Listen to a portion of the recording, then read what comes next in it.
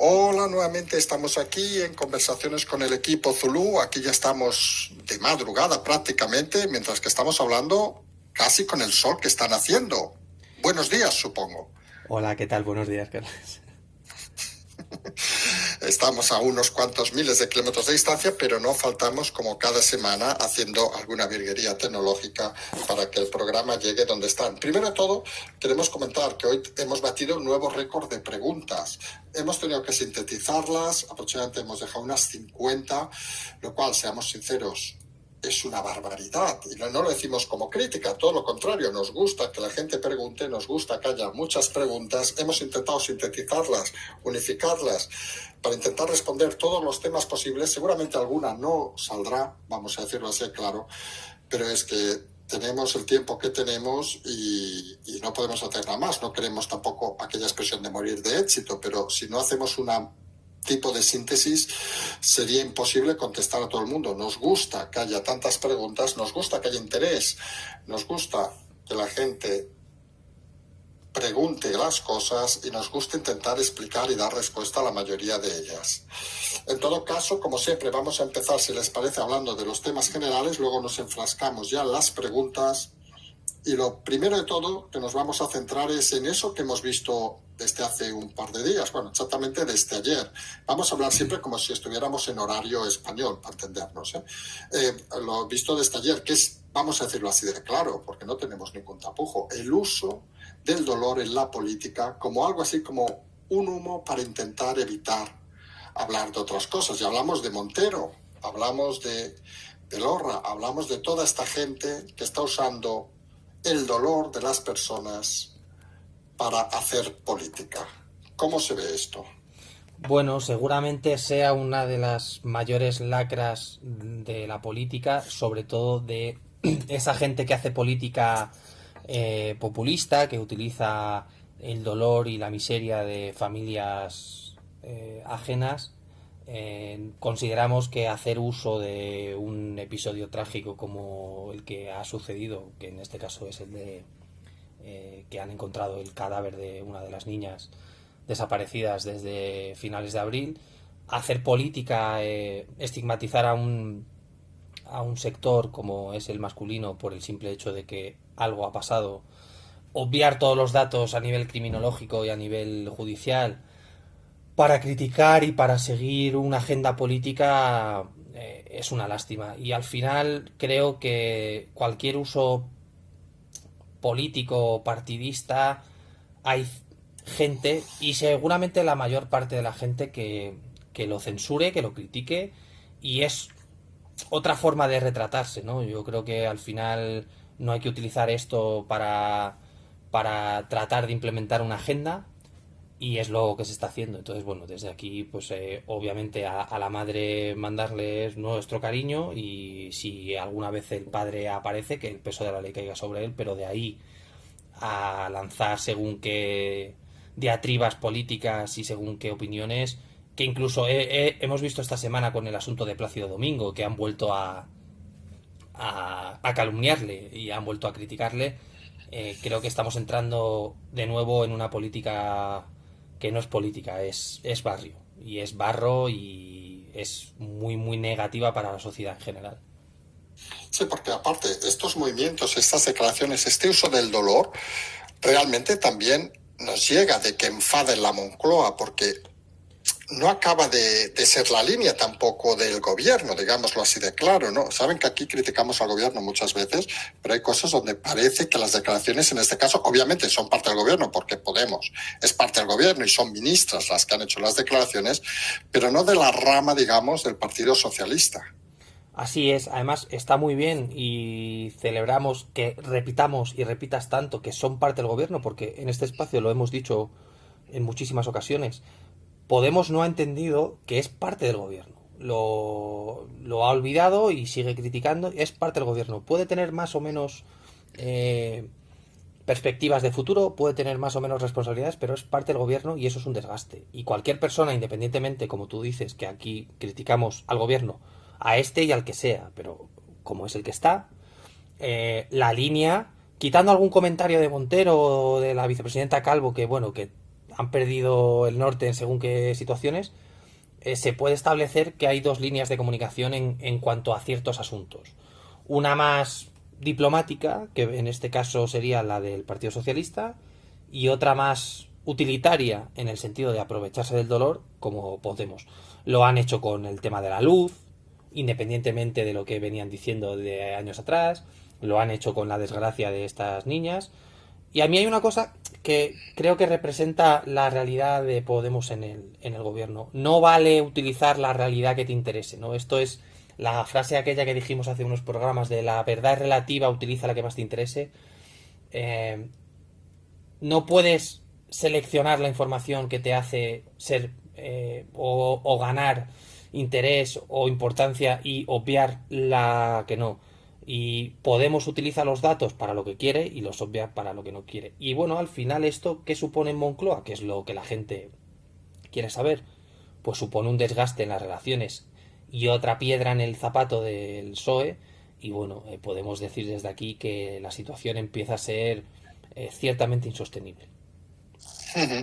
Además, sumamos ahora algo que también llevamos días hablando, es decir, esos movimientos internos en el PSOE, que es cierto, y aquí, como saben, criticamos al gobierno, pero criticamos también a la oposición, que no tienen el apoyo de la oposición. Alguno dirá, ¿para qué necesitan el apoyo de la oposición? Hombre, pues si no hay presión, difícilmente va a salir el presidente de su lugar.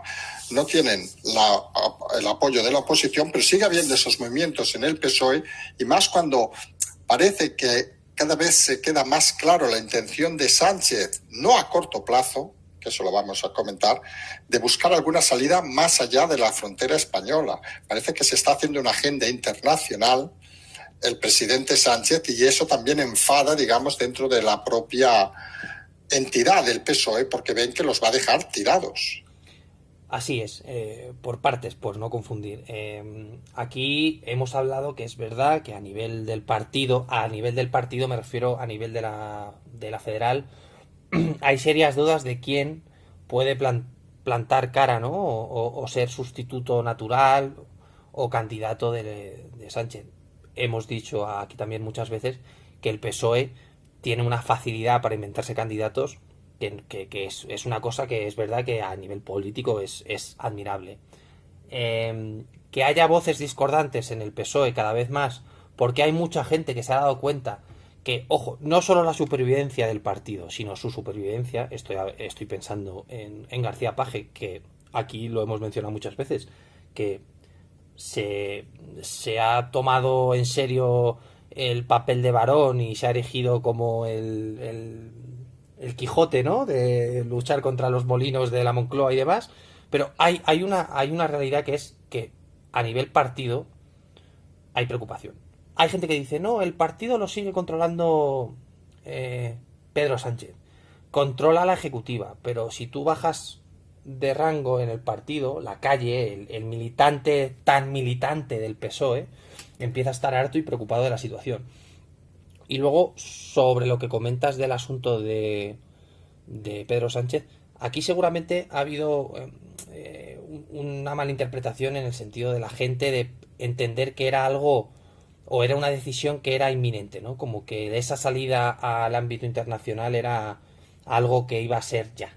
Y la realidad es que, bueno, que el círculo de Sánchez y la gente que conoce a Sánchez refiere que siempre ha habido ese anhelo por parte del presidente de terminar su carrera política o acabar su carrera política en alguna organización internacional, en parte porque, bueno, la gente recordará que se le criticó mucho porque dijo que en la KFOR, en la misión de Naciones Unidas para Kosovo, había sido un cargo que luego no había sido y era un simple miembro del board de Naciones Unidas. Entonces, tampoco hay que vender el mensaje, o la gente tiene que entender que el mensaje no es que Pedro Sánchez se quiere ir a la ONU o a donde sea a nivel internacional ya. Es como un planteamiento a largo plazo, como el que plantearon a Felipe González hace 20, 25 años y él dijo que no.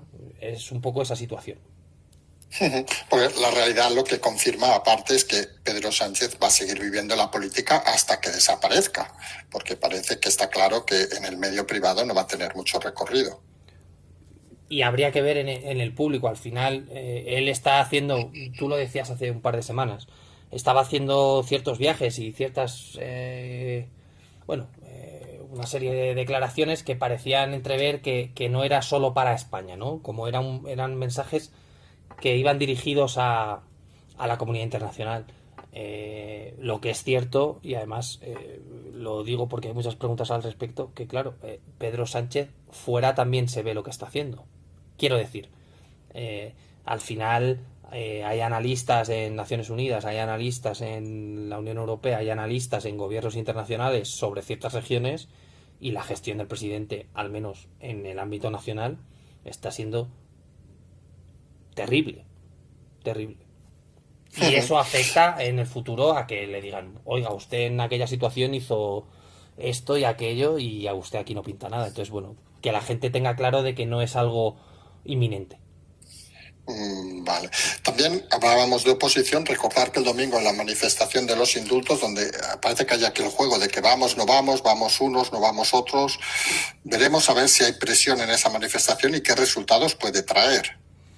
Sí, en principio lo que parece claro a tenor de las últimas declaraciones de todos los partidos es que no va a ser solo una manifestación en contra de los indultos, que, por hacer un comentario rápido, la semana pasada yo me refería a los indultos como un tema nimio, y me refería a que, puestos a quejarse ante una situación, y que estarás de acuerdo conmigo, hay muchas razones de peso más que el simple indulto. Es decir, Sí, totalmente de acuerdo. Hay miles de razones para manifestarte antes incluso que los indultos, seamos sinceros. Yo entiendo que la justificación de los indultos viene muy bien para ciertos intereses, pero hay justificación de sobra para manifestarse, y al final lo que va a pasar el domingo es que la manifestación no va a ser contra los indultos, va a ser contra la totalidad del gobierno o contra la totalidad de la gestión del Partido Socialista. Entonces, bueno, al final yo entiendo que el tema de los indultos ha sido el acicate, ¿no? Y que ha echado gasolina a todo, pero yo estoy seguro de que mucha gente que vaya a ir a la manifestación, y además estoy seguro de que será un éxito, no va a ir por los indultos porque sabe que los indultos es... Y la gente tiene que entenderlo, y voy a utilizar palabras muy coloquiales, con la que está cayendo. Yo entiendo que lo de los indultos nos puede doler en el asunto de, pues, la identidad nacional, ¿no? O ese orgullo patrio. Pero a nivel económico, a nivel social, hay una crisis real. Entonces, la gente al final, pues oye, que a unos tipos les liberen, que es una vergüenza, ojo, no estoy defendiendo que lo hagan. Pero hay razones de sobra. Hay 100 y pico mil razones para salir a la calle, y el que lo quiera entender cuáles son esas 100 y pico mil razones lo entenderá, y quien no quiera entenderlo pues se manifestará por otras cosas. ¿Y podría tener repercusiones esa misma noche la manifestación? Queremos decir, si se convierte en un éxito, que también pensamos, que hemos comentado aquí, de que manifestarse por los indultos no lo vemos, porque creemos que hay 1000 temas, pero si salen esos 1000 temas con un éxito de gente en la calle, ¿qué problemas podría encontrarse de comunicación, por ejemplo, la Moncloa? ¿Tendría que tomar alguna decisión o directamente ignorará, teniendo en cuenta que, como hemos dicho, estamos en el momento de bombas de humo? Tenemos lo que ha pasado en Tenerife, tenemos la Eurocopa, que parece una chorrada, pero por este país mueve mucha gente. ¿Hará algo el gobierno si es un éxito el domingo? En cuanto a comunicación política, lo inteligente, y creo que todo el mundo estará de acuerdo, es perfil bajo, dejarlo pasar y demás. ¿Qué pasa? Que hay ciertos elementos del Ejecutivo que van a ver la oportunidad de decir aquella frase de la extrema derecha y la derecha radical se vuelven a juntar en Colón para ir contra el gobierno. Es decir, le van a poner en bandeja de plata el utilizar que partidos como Vox hayan dicho desde el momento 1 vamos, y de que el PP siga en ese papel tangencial que no se sabe porque tienen miedo a que se les tachen y demás. Si Miguel Ángel Ballesteros y Redondo son inteligentes, que lo son, deberían mantenerse callados. Pero claro, ¿cómo controlas a la superministra Ione Belarra? ¿Cómo controlas a la superministra Irene Montero? ¿Cómo controlas a la portavoza del Partido Socialista? ¿Cómo controlas a la señora Calvo? Entonces, lo digo con rintintín porque la situación que se va a encontrar la gente es se debería hacer una cosa y todos esperamos que no respeten lo que sería lógico, que sería callarse, dejarlo pasar y demás, porque tú lo has dicho, va a ser un éxito. Entonces, el salir a criticarlo, ojo, no puedes... Creo que aquí hay un error. En el momento en el que identifiques la manifestación contra los indultos, que insistimos, nosotros pensamos que se va a convertir en una manifestación en contra del gobierno, con extrema derecha y con extremas tonterías, vas a meter en el saco a mucha gente que va ahí no por los indultos, ni porque va a Vox, ni porque va al PP, va porque siente la necesidad de criticar una gestión. Y puede ser el principio del fin real de hartazgo popular y social. Entonces, como no lo gestionen bien, cuidado que vienen curvas. Porque expliquemos un poco a la gente, todo el mundo sabe quién es Iván Redondo, pero ha citado Miguel Ángel Ballesteros, aunque sea nada. 10 segundos expliquemos quién es, porque la gente habrá oído el nombre, mucha gente y no sabrá quién es. Sí, es el secretario de comunicación de la Moncloa, que para que la gente lo pueda ubicar era jefe de informativos y presentador del informativo de noche de 4. Y es este señor con gafas que al principio de la pandemia pues filtraba preguntas en directo. ¿Este es Miguel Ángel Ballesteros? No. No, bueno, perdón, Miguel Ángel, perdón, estaba confundiéndome con Oliver. Sí. Miguel Ángel Ballesteros es el jefe del DSN, que era un general que estaba en un centro de estudios del ejército, que además fue una de las voces que puso en solfa la preocupación y la dificultad que iba a plantear el COVID, y que por parte del gobierno se omitió. Es decir, es una persona muy importante. Sí, por eso que nos referíamos realmente a Iván Redondo y Miguel Ángel Oliver, supongo. Cierto, sí, ha sido un lapsus. Pero bueno, es importante porque al final es una figura que no se conoce, entonces aprovecho la oportunidad que me brindas, por mi fallo, de decir que hay gente en el gobierno, seleccionada por el gobierno, ojo, que creo que es algo importante, que está muy en desacuerdo con la gestión de toda la pandemia y de toda la situación, y bueno, pues que la gente también aprenda que hay seres por ahí detrás que no son tan malos.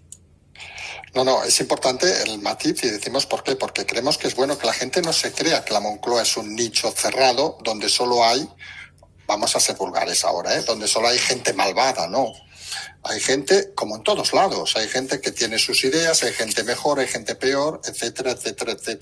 O sea, en ese sentido, está bien la explicitación de Miguel Ángel Ballesteros para quedar claro que no todo sigue el mismo ritmo.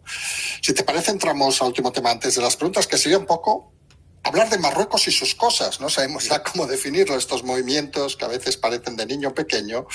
¿Qué podemos decir del tema de Marruecos, los últimos acontecimientos que están pasando en relación con España, obviamente? Bueno, quizás lo más notorio ha sido en una intervención en el Parlamento alawita. Alguien dijo que Ceuta no era territorio europeo. Hay que darle la enhorabuena porque de geografía anda bastante bien. Efectivamente, no es territorio europeo a nivel geográfico, pero a nivel político sí. Aquí hay un tema que la gente además lo pregunta mucho, de que la OTAN no interpreta Ceuta y Melilla como territorio español, por lo que hay mucha gente que plantea la situación de, oigan, si intentan invadir Ceuta y Melilla, la OTAN no responde. Bueno, no me quiero meter en detalles, pero digamos que hay una omisión en la carta de la OTAN, pero efectivamente, realmente, de facto, sí habría una intervención de la OTAN en cuanto a Ceuta y Melilla. Y las novedades son, aquí lo hemos dicho, Marruecos está jugando sus cartas. Obviamente quieren sacar un beneficio. Recordemos que han recibido 15.000 millones a lo largo de los últimos años por parte de la Unión Europea. Y volvemos a tener que decir que la crisis migratoria era una crisis política, que va a ir para largo con episodios o con comentarios de mayor o menor envergadura, pero que la línea principal va a ser pues ese tira y afloja entre los embajadores. Incluso en las últimas semanas ha habido alguna declaración de de ministros de Exteriores de la Unión Europea, de comisarios de la Unión y demás. Y bueno, la gente sigue haciendo comentarios que nosotros pensamos que son bastante desacertados en cuanto a la inmigración y en cuanto a la situación. Es cierto que está planteando conflictividad en los territorios de Ceuta y Melilla, pero bueno, Marruecos al final sabe que si aprietas mucho, igual pierdes, ¿no? Esto es como aquella de ten cuidado con lo que pides o ten cuidado de forzar mucho la máquina, no vaya a ser que se rompa. Y es cierto que es una situación que está empezando a plantearse, que igual están apretando demasiado. Y nos consta que hay fuentes en el gobierno alawita que están empezando a temer que la respuesta sea distinta de la Unión Europea, porque hasta ahora la gente recordará, y tú también lo harás, que la Unión Europea siempre tendía la mano, ¿no?, a Marruecos, por el tema de la pesca, por el tema de la inmigración. Pero ha habido un giro en el discurso de la Unión Europea, y que España cambie el discurso, bueno, es una cosa, pero que lo cambie la Unión Europea es otra, y a Marruecos le preocupa bastante. Entonces, es una cosa que se va a alargar. Al final Marruecos tiene que defender ciertas ideas respecto al Sáhara Occidental, tiene un poco el boost o el empuje de Trump en aquella época y de Biden en las últimas semanas también, y bueno, poco a poco es un tema que desgraciadamente va a ir para largo. Sí, y parece que los últimos movimientos de Biden, donde parece que ha quitado un poco la razón a lo que dijo Trump sobre el Sáhara, también pueden dar la sensación que Marruecos quizá internamente incluso crean que se han excedido un poco en este juego. Sí, además me consta que ha habido unas charlas en los últimos días, de hecho.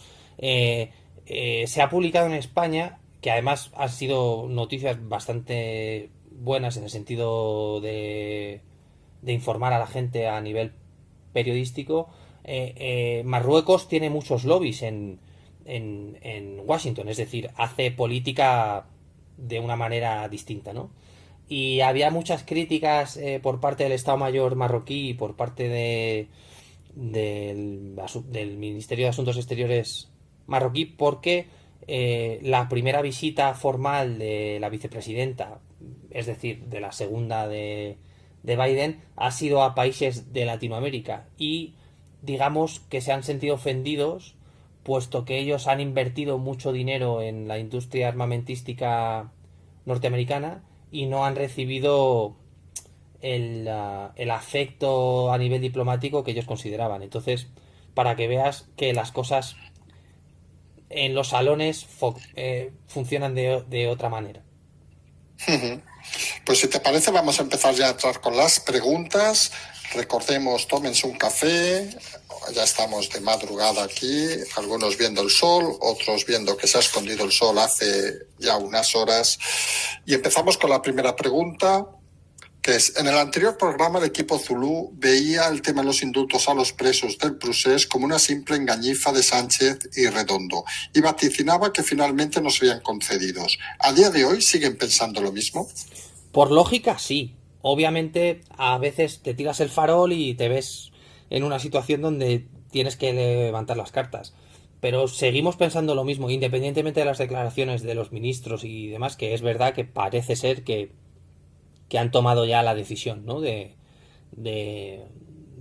firmarlos. Pero del dicho al hecho hay un trecho, y por lógica, para todas las partes, lo mejor era no firmar los indultos, porque reactivaba todo el tema catalán para los partidos independentistas, y en cierta forma podría repercutir positivamente en el gobierno de Sánchez, porque podrían vender la opción de nos negamos a firmar los indultos. Entonces, cuidado, que por aquí puede haber sorpresas todavía. Siguiente pregunta. Cuixart presenta un recurso ante el Tribunal Europeo de Derechos Humanos. ¿Esta iniciativa, en el actual contexto del gobierno de España, de conceder los indultos a los, indica el oyente, golpistas, puede confundir a Europa de no saber qué camino tomar, embarrar más la situación, aparentando que la situación se decante en favor de los condenados? Y Sánchez, que los movimientos de Europa los pueda rentabilizar bueno, dice aquí nuestro queridísimo Marco Polo, suponemos por los viajes en estos últimos días. En resumen, Europa puede verse confundida que por un lado se dé el indulto y por otro lado se diga que eran condenados a muchos años. Veamos, Europa en el momento, y esto la gente tiene que hacer el esfuerzo de recordarlo, Europa en el momento en el que la orden de detención y entrega, por la detención aquella famosa por parte de la policía alemana con colaboración del CNI y demás, se le liberó. La gente tiene que saber que a nivel europeo legal, a nivel de los cimientos jurídicos de la Unión Europea, ya supuso un terremoto. Realmente la Unión Europea no debería preocuparse por cómo se gestiona a nivel jurídico algo que la legislación vigente de un país permite, que es el indulto. Luego de ahí al recurso ante el Tribunal Europeo de Derechos Humanos hasta que se resuelva, pues veremos. Al final el señor Cuixart está aprovechando todas sus capacidades legales para conseguir algo. Veremos si lo consigue, y obviamente si se le indulta, pues entiendo que retiraría cualquier tipo de recurso ante cualquier institución, porque no tendría sentido. Uh-huh. Vamos a la siguiente pregunta. Hacemos un pequeño inciso de esos que nos gusta a veces preguntar. Pensando desde la lógica que a veces explicamos las cosas o creemos, las imágenes, por ejemplo, de la detención de Puigdemont en Alemania, ¿hubiera sido un acierto enseñarlas si existieran? Que parece que existen. Para la opinión pública... Esa pregunta, lo siento, es una pregunta un poco capciosa, pero creo que sería de interés en el sentido de ver la reacción que tuvo Puigdemont en aquel momento, que por lo que sabemos no fue precisamente la de una persona valiente. Esto es como todo. ¿Por qué es de interés que a un cantador le detengan y salga la detención? ¿Y por qué no es de interés que a un héroe del pueblo catalán, según muchos, no salga como le detienen? Yo, personalmente, y me consta además que el equipo Zulu así lo piensa, somos de los que pensamos que lo que haya grabado hay que emitirlo, porque muchos se darían cuenta del papelón que han jugado ciertas personas, que les han tomado el pelo. Entonces, respondiendo a tu pregunta, y estoy siendo muy contundente, pero me da igual, si la gente hubiese visto las imágenes o hubiese visto la reacción, quizás habrían cambiado ciertas cosas en todo el tema del proceso. Bueno, lo dejamos ahí por si alguien quiere algún día filtrarlas, pues ya sabe. En este canal no, que no queremos tener problemas, pero solo que alguna televisión de esas que les gusta jugar con cosas seguramente estarían encantados. Nos vamos a la siguiente pregunta. La evolución de Cataluña, nos dice el oyente, lo ve muy complicada y no acertaría a hacer predicciones. La rescate me parece acertada, pero ya está rescatada por el resto del Estado. ¿Dónde debemos conseguir ver los datos reales de las aportaciones al presupuesto común de cada una de las autonomías y que sea realista y no enmascarado? ¿Cuál es el panorama? Hacemos un inciso a esta pregunta. Nosotros decimos que creemos ya que Cataluña ha pasado de ser locomotora no a que pueda ser vagón de cola, sino que por los últimos datos ya empieza a ser vagón de cola de España. Sí, bueno, al final la gente recordará la estampida aquella que hubo de empresas cuya base social radicaba en Cataluña. Sobre la pregunta, los datos reales a priori deberían estar en los presupuestos generales del Estado. Vamos a pensar que son realistas porque entiendo que hay un control real. Nosotros, vamos, por la información que tenemos son los datos reales. Si tiene la paciencia el oyente de verse los PDFs con los presupuestos generales del Estado, pues en una de las miles de páginas que tiene, que la gente recordará aquellas imágenes de la furgoneta metiendo los libros con la documentación, encontrará un poco los datos de las aportaciones al presupuesto común, pero bueno, hay que decir que están limitados. Hay un par de regiones que a nivel constitucional tienen una serie de ventajas, y aún así Cataluña ha pasado, como bien dices, de ser pues el líder a nivel económico a ir cayendo mucho. Pero bueno, al final la gente tiene que entender que las decisiones tienen consecuencias, y la gente llegará un momento que se planteará estos temas, y quizás todo el tema del procés acabe cuando la gente se dé cuenta de quién está detrás y por qué está detrás. Siguiente pregunta, estas que creemos que serán de respuesta rápida, porque creemos que ya hemos contestado alguna vez. ¿Puede el rey negarse a refrendar los indultos? No. Vale, siguiente pregunta. Bueno, la parte primera, si se produjeran los indultos, nos dice, si se produjeran los indultos, ¿podría Puigdemont regresar a España sin ser perseguido o al estar fugado y no preso no se le puede aplicar? La gente tiene que saber que el indulto es para el condenado en firme, es decir, para, en este caso, los presos por la sentencia del Tribunal Supremo. El señor Puigdemont no ha sido condenado aún, ni juzgado porque no estaba, entonces, en principio no aplicaría el indulto. Vale, siguiente pregunta. En el hipotético caso de que hubiera de nuevo elecciones en Cataluña, recuerden que hace un par de días hubo los rumores de que Junts per Cat se quería desvincular tras las declaraciones de Junqueras y deshacer el gobierno. Nos dice el oyente, ¿podría ser favorable que los partidos como Vox, PP y Ciudadanos se unieran por primera vez y hicieran campaña conjunta para movilizar el voto de los constitucionalistas? ¿Sería una buena forma de crear ilusión a los ciudadanos? Me extrañaría que Vox y el PP quisieran dar alas a la supervivencia de Ciudadanos, por lo cual no. Se unirían, sí, pero en la derecha creo que estamos muy lejos aún de entender que juntarse puede ser bueno y puede ser muy malo. Entonces, la pregunta que plantea, ¿sería una buena forma de crear ilusión? Yo creo que la forma de plantear ilusión en Cataluña es dejar los problemas atrás, y quien haga eso va a conseguir hacerlo. Ciudadanos lo consiguió, pero la gente recordará que no tuvo los arrojos necesarios para mantener la posición que le dio el pueblo, y ese fue el principio del fin real de Ciudadanos, ojo.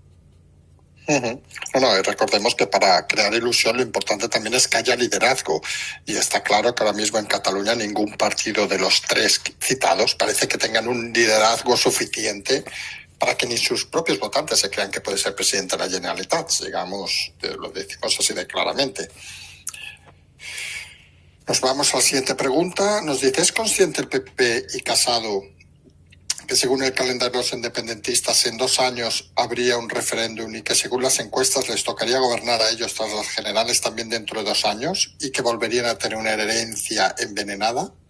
Bueno, creo que aquí hay muchas hipótesis, y primero Junqueras ha dicho que no quiere, que renuncia, ¿no? A un poco, o ha dejado caer, tampoco recordamos exactamente cómo lo ha dicho. Sí, sí, porque dice una cosa y luego la secretaria general del partido dice otra, pero bueno. Sí, es como que uno sí, pero no, pero bueno, sí, pero tal. Entonces, cuidado con las encuestas, cuidado con los acuerdos, cuidado con lo que se piensa. Al final, los calendarios, voy a poner un ejemplo muy ilustrativo.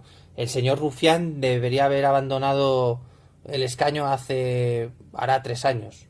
Entonces, lo de los tiempos para los independentistas me da que viven en otro mundo o utilizan el tiempo de otra manera. Yo creo que hacerse estas preguntas a día de hoy es estúpido, sinceramente.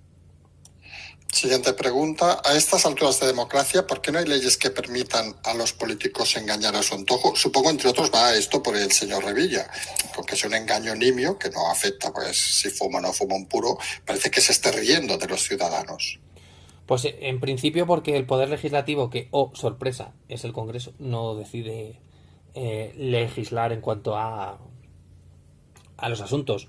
Yo aquí lo que puedo plantear es que se presente una ley de forma popular recogiendo firmas y que llegue al Congreso, y ahí se vea quién vota que sí y quién vota que no. Y a partir de ese resultado, que la gente en las urnas decidiese a quién votar o a quién no.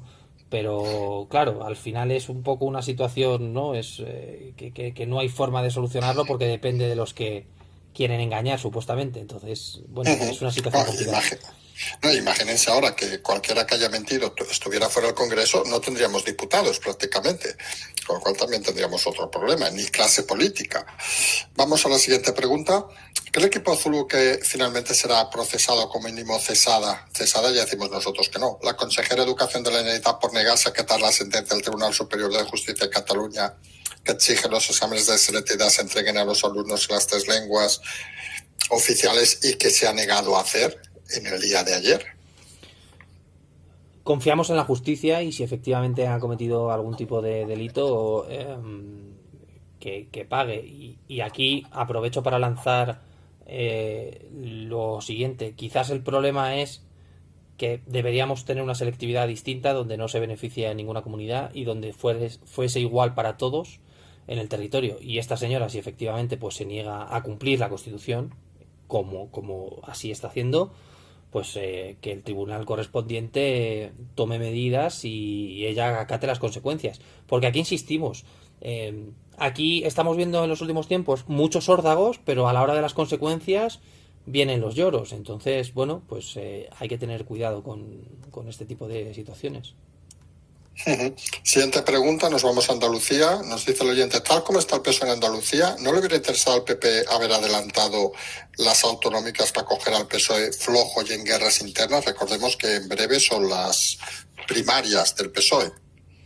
Sí, pero también repercutiría a nivel Partido Popular en entorno nacional, porque, por ejemplo, la gente recordará que cuando las elecciones en Madrid, aquel discurso de las elecciones democráticas catalanas pasó a ser la locura de la señora Ayuso por votar en pandemia. Entonces, si ahora el PP vuelve a convocar elecciones, estaríamos otra vez en esa situación donde la gente, el PSOE en este caso, o Unidas Podemos, podría atacar al Partido Popular y a Vox de poner en peligro a la gente y todo este tipo de cosas.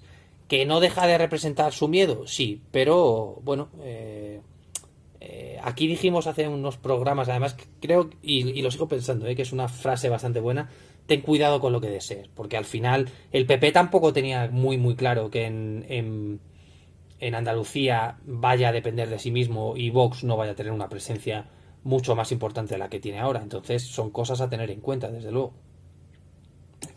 Nos dice, siguiente pregunta, también Andalucía. Este movimiento, nos dice, del alcalde Salvador de Ciudadanos en Granada, recordemos que ha deshecho el pacto y ha echado al PP del gobierno municipal y se han ido concejales suyos y parece que podría pactar con el PSOE, nos indica, ¿podrían anticipar un adelanto electoral como una parte, digamos, de venganza del PP contra Ciudadanos para ponerlo, digamos, en su lugar? A ver, desde luego es echar leña al fuego, en el sentido de que supuestamente a nivel autonómico te respetas como partido, pero casualmente a nivel local no.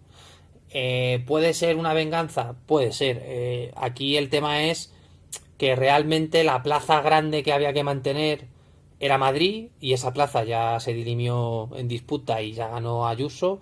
Entonces el PP también tiene que jugar con los tiempos, porque puede seguir haciendo daño a Ciudadanos porque puedan tener movimientos, hablo del Partido Naranja, contrarios a los acuerdos de gobierno. De ahí que el PP no tenga prisas, o quizás no tenga tanta prisa como parece que tiene, en convocar elecciones, porque puedes seguir haciendo daño al enemigo. En este caso, el enemigo que se entienda que es Ciudadanos por el tema político interno del propio partido. Nos vamos, otra sobre el tema de Granada, vamos a otra, nos la saltamos esta, porque hemos respondido prácticamente. También sobre Andalucía, con respecto a las primarias del PSOE andaluzas, ¿hay alguna estimación de quién será realmente el vencedor o vencedora? En caso de ser Susana Díaz la ganadora, ¿esto desgastaría la figura de Sánchez en el propio PSOE al ver que su eterna rival se considera como más apta para Andalucía que su propio candidato? Está claro que si gana Susana Díaz, obviamente para Pedro Sánchez, además hay que recordar la guerra fratricida que ha habido entre ellos a cara descubierta, sería un varapalo para Sánchez, pero yo insisto, tampoco sabemos quién es el candidato. O sea, sí sabemos quién es el candidato de Sánchez, pero es este tipo de perfil del PSOE que de repente lo escuchas y tienes que meterte en Google y decir, oye, ¿quién es este señor? ¿Qué ha hecho? ¿Qué no ha hecho? Pero sí, si pierde el candidato de Sánchez será un varapalo y realmente no hay estimaciones ninguna porque la única estimación que hay es batacazo tremendo del PSOE, entonces un poco es el superviviente. Y a lo mejor para Sánchez le interesaría que se quemase Susana Díaz por última vez como servicio al partido y así se quita un enemigo en el partido. Entonces, cuidado que igual hay alguna sorpresa. Sí, que puede ser un recorrido a más largo plazo de lo que la gente piensa.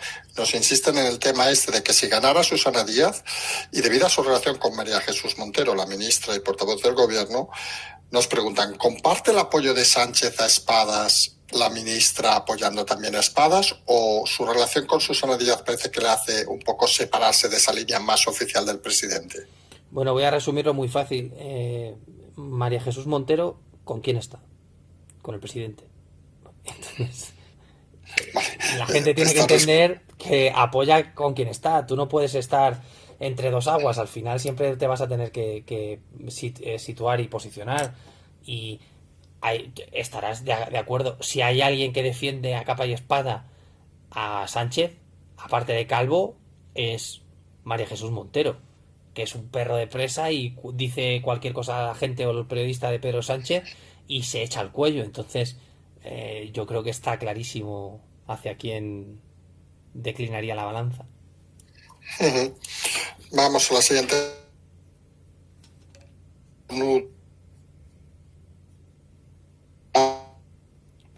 Pasamos a la siguiente.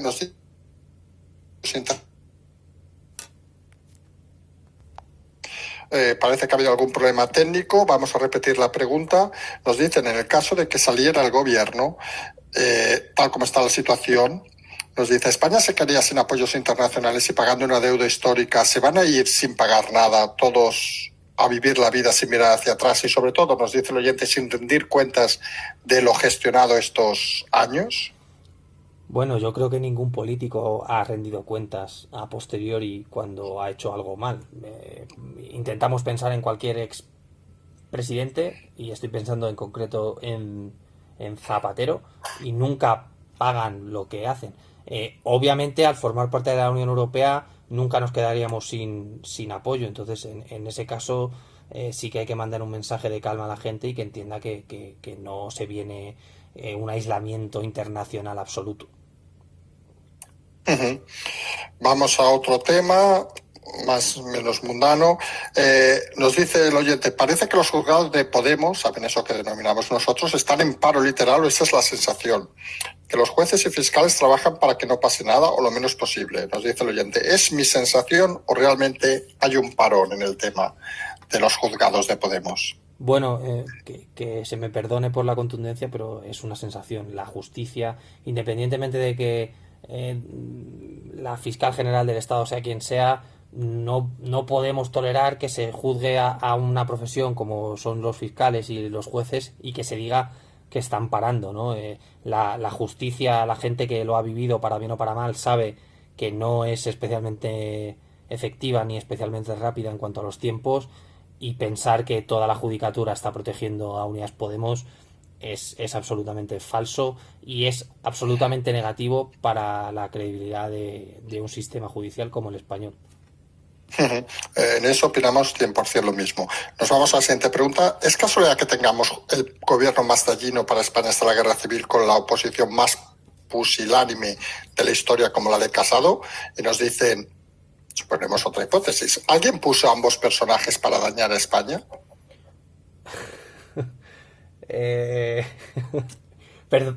Me estoy riendo porque esto de que alguien puso suena, pues eso, al contubernio judío masónico de Franco en los 70. Yo te digo quién puso a Pedro Sánchez y a Casado.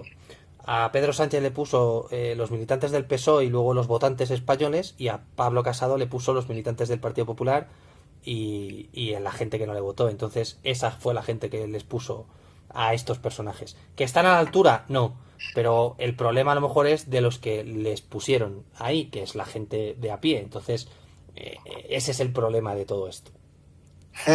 Siguiente pregunta. En el hipotético caso que se confirmara el delito de falsedad documental cometido por Yolanda Díaz al mentir en un documento público por la manipulación de información acerca de sus dudosos másters, recuerden que está en el portal de transparencia y falta apenas una semana para que den respuesta, si la dan.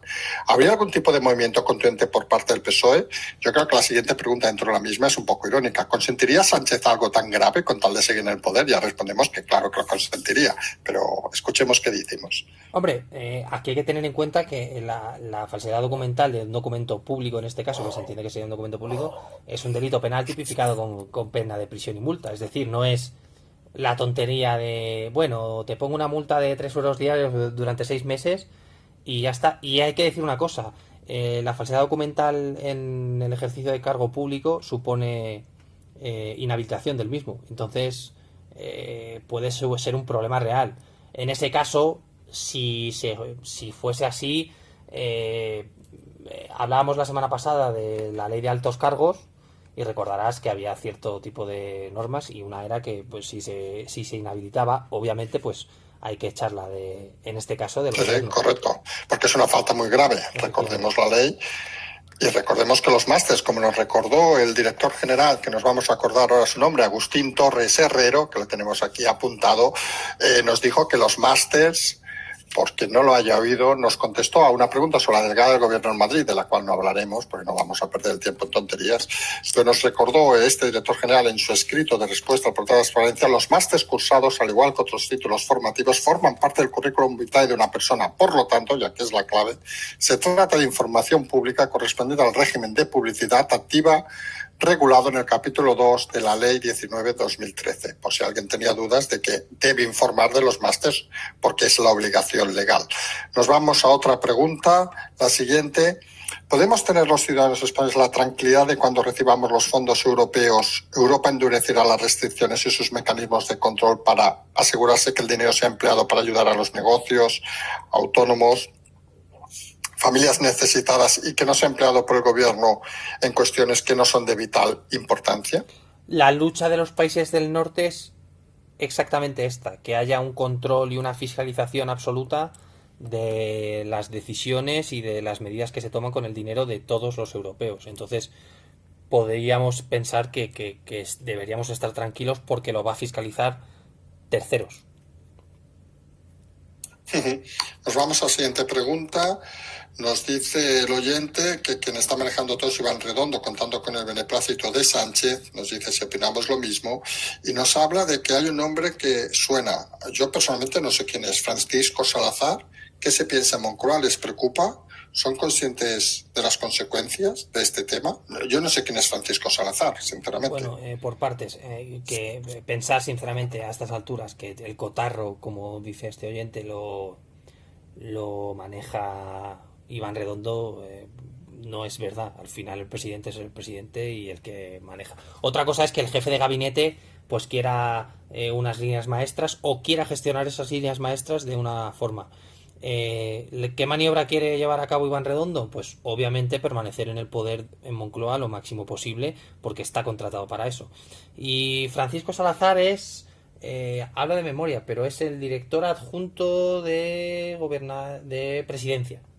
De hecho, es director adjunto del gabinete de presidencia, es decir, sería el número 2 de Iván Redondo.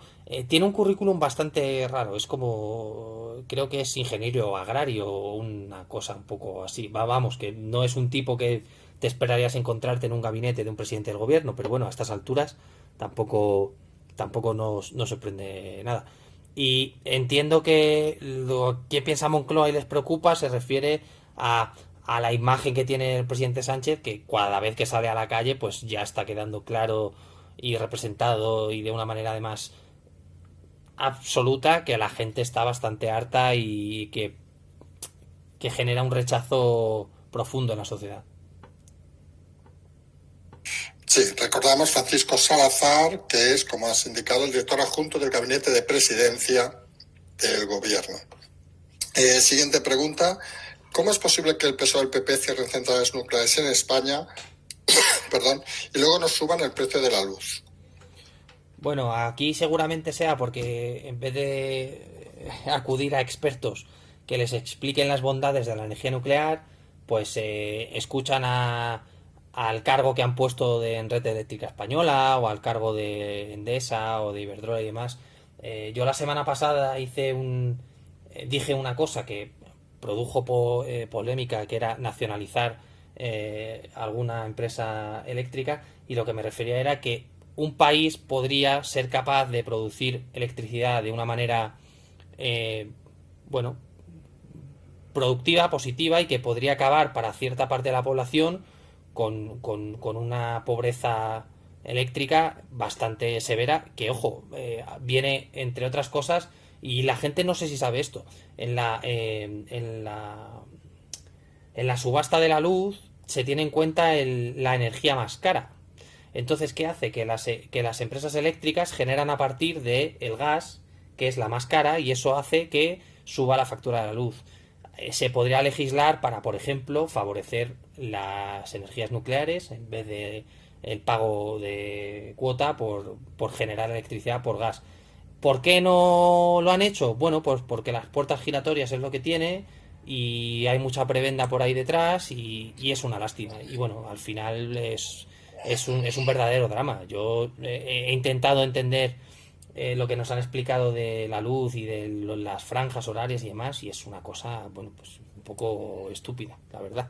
De locos. Nos insisten ahora en el tema ese, precisamente. Nos dicen por qué Unidas Podemos quiere adelantar las horas valle y no abaratar el recibo de la luz, por ejemplo, cambiando el IVA. Como hemos explicado, el IVA de España en la luz 21%, en Italia el 10%, Reino Unido 5%, Francia 5,5%, Luxemburgo 8%, Alemania, por ejemplo, hasta menos, el 19%, aquí el 21%. ¿A qué obedece, dice el oyente, seguir esta estrategia de subir la luz cuando no se la suben solo a ricos, sino a toda la ciudadanía, incluyendo a sus votantes, y que bajándola podrían sacar rédito electoral?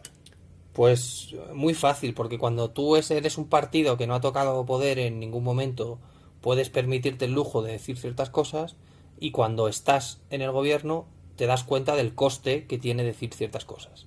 Entonces Podemos se ha hecho mayor y se ha dado cuenta de que lo que llevaba criticando de una manera constante resulta que no es tan fácil, y que podría sacar rédito político de bajar el IVA. Sí. ¿Es capaz de presionar para que se baje el IVA? No. Conclusión, se tiene que callar, aguantar el chaparrón y poco más. Sí, al final uno se da cuenta de que hay partidos que llegan al gobierno y maduran en el gobierno, porque se dan cuenta de que es la vida, con lo cual quiere decir que cero experiencia tenían en la vida.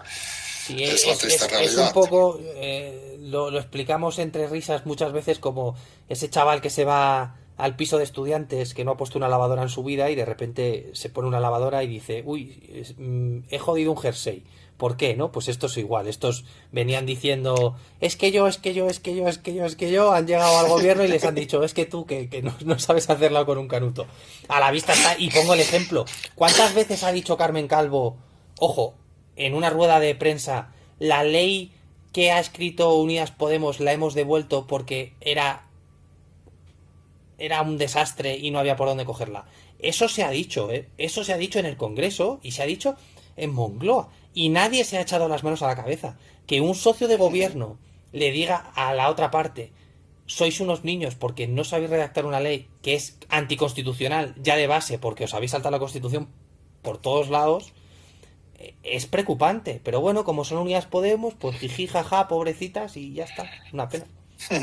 No, cierto que lo de la lavadora nos ha pasado hasta a nosotros, lo de poner ropa blanca y ropa de colores y decir mierda y llamar hace muchos años, y decirte, eres tonto que no sabes poner una lavadora. Pues sí, algunos no sabíamos poner la lavadora. En fin, vamos a la siguiente pregunta antes de humillarnos más. ¿Se subirá otra vez el SMI al final? De hacerlo, ¿de cuánto estaríamos hablando? ¿Puede Nadia Calviño, si ve que eso es perjudicial para la economía, tirarlo para atrás? Lo que parece estar claro es que de momento por parte del Ministerio de Nadia Calviño no va a pasar, porque se ha entendido que la situación es la que es, y hay que recordar que Nadia Calviño fue la primera que puso en serias dudas el sentido del salario mínimo interprofesional y del ingreso mínimo vital. Entonces, bueno, creo que de momento no hay dudas de que se va a quedar ahí.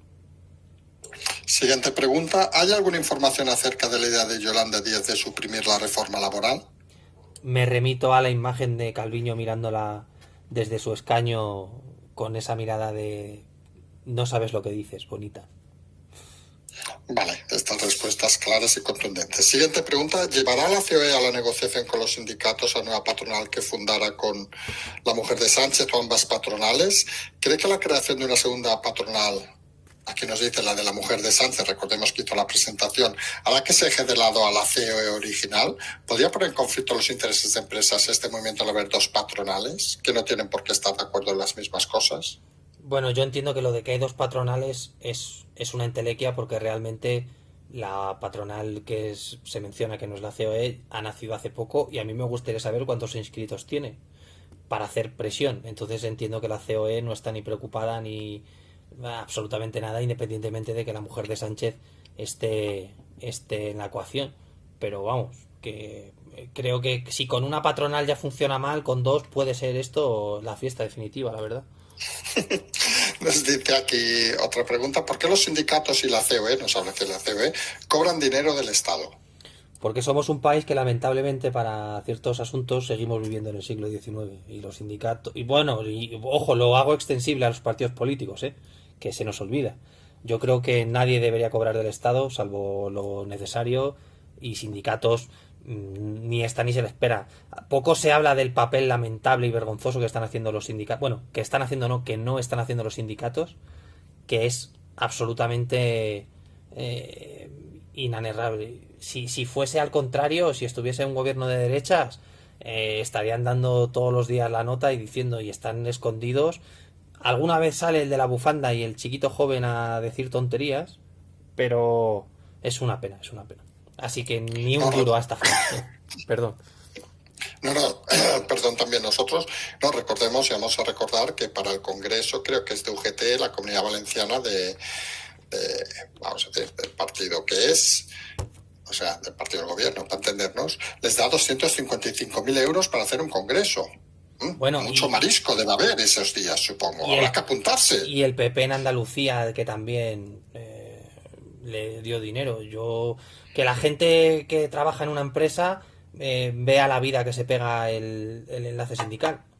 Ya está, si es que se ve así de fácil. Vale, vamos a la siguiente pregunta, que habla también de economía. ¿Qué horizonte le espera España, dado que el gobierno no ha solicitado las ayudas al sector motor de la economía del país? Se refiere al turismo. ¿Hay alguna manera de poder arreglar esto? ¿Será la muerte del sector tal y como lo conocemos? ¿Cree que la caída del turismo hará, por asociación, que las ventas que el sector trae a sectores como el comercio y la hostelería incrementen el número de empresas cerradas? Bueno, al final está todo relacionado. A menor turismo, menor facturación para no solo el turismo, sino para los negocios relacionados con... Creo que es una irresponsabilidad que el gobierno no haya pedido ninguna ayuda a la Unión Europea al respecto. Creo que la irresponsabilidad mayor es la nula gestión del tema de vacunación y de todo el pasaporte de vacunación, y que no se ha hecho una buena campaña de verano, y que bueno, que el turismo este año posiblemente sea principalmente nacional, salvo que haya gente o países que vayan abriendo la veda con España y que pasemos a ser un país seguro, que para muchos países como Reino Unido todavía no lo somos, lo cual no deja de ser sorprendente. Sí, es curioso porque aquellos que hemos explicado muchas veces que vivimos en el centro de Barcelona, hemos empezado desde hace un par de semanas a ver mucha gente ya por la calle, obviamente no de como otros niveles, pero hoy mismo aquí en Paseo de Gracia, para hacerse una idea, aquí al lado, hemos visto todavía hoteles tapiados, es decir, hoteles que no hace pinta de que vayan a abrir, con lo cual parece que es aquello de un querer y no poder, y nos dice alguna cadena hotelera, nos comentaba hace un par de días, que es aquel miedo de que realmente abran y realmente no pase lo que quieran que pasen, porque realmente están abandonados. Y eso parece que es la realidad del turismo este verano, que parece que va a ser mucho más complicado de lo que nos quieren vender. Sí. Y además una cosa muy rápida. El mayor problema es que hemos sido, como país, el precursor del pasaporte digital, que casualmente se criticó a Ayuso. Recordarás cuando lo planteó, que se la llamó pues de todo y porque hacía separaciones y demás, y resulta que el que lo ha propuesto, que ha sido el presidente Sánchez, no se ha partido la espalda porque países como Alemania y Reino Unido nos aceptaran como país seguro, cosa que el presidente de Portugal lo ha hecho. Entonces, estos son cosas que al final, aunque el Partido Socialista no lo vea, el día de mañana, cuando haya que ir a unas elecciones, se darán cuenta de que se han llevado por delante a muchas y muchas familias y a muchos y muchísimos negocios. Nos vamos a la siguiente pregunta. Ante la pronunciación del Tribunal Constitucional sobre la inconstitucionalidad del primer estado de alarma, recordemos que hay la reunión, el pleno, el 22 de junio, donde el ponente va a presentar precisamente que es inconstitucional. ¿Qué se puede esperar además de las posibles denuncias o querellas? Excepción de pago de multas, denuncias de empresas al gobierno, devolución de impuestos pagados sin tener actividad. En principio, exención de pago de multas parece ser que sí, y luego se abre una veda a nivel jurídico porque nadie sabe realmente qué se puede exigir al gobierno en cuanto a perjuicios y demás, y qué medidas van a poder seguir, qué medidas no van a poder seguir.